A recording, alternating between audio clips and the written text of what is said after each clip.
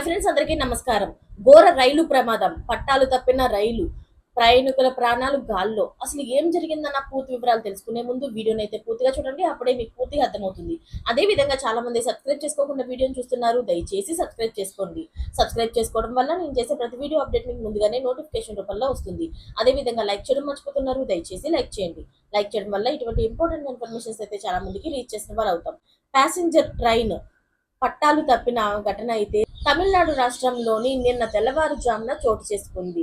అసలు వివరాల్లోకి వెళ్తే రాణిపేట్ జిల్లాలోని చిత్తేరి రైల్వే స్టేషన్లోని Arakkonam to Katpadi passenger train పట్టాలు తప్పింది.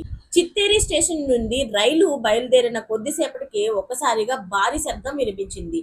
దీంతో అప్రమత్తమైన లోకో పైలట్ ఎమర్జెన్సీ బ్రేకులను అయితే అప్లై చేసి ట్రైన్ అయితే నిలిపివేశాడు. కిందకు దిగి చూడగా ట్రైన్ అయితే పట్టాలు తప్పినట్లుగా గుర్తించాడు.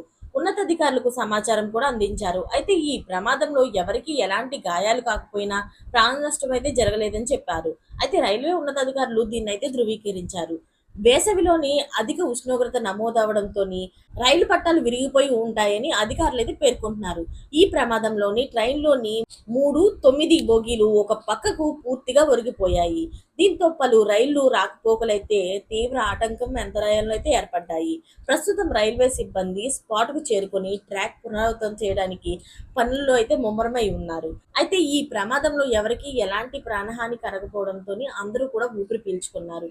అయితే ఆ రైలు ఒక్కసారిగా పక్కకు ఒరిగిపోవడంతో అందులో ఉన్న ప్యాసింజర్స్ అందరూ కూడా చాలా భయభ్రాంతులకు గురైనట్లు తెలుస్తుంది. ఆ సమయంలోని తీవ్ర ఆత్రాదాలతోని అందరూ కూడాను బెదిరిపోయినట్లుగా తెలుస్తుంది. మరిన్ని లేటెస్ట్ అప్డేట్స్ కోసం ఛానల్ ని సబ్స్క్రైబ్ చేసుకోండి. Thanks for watching friends.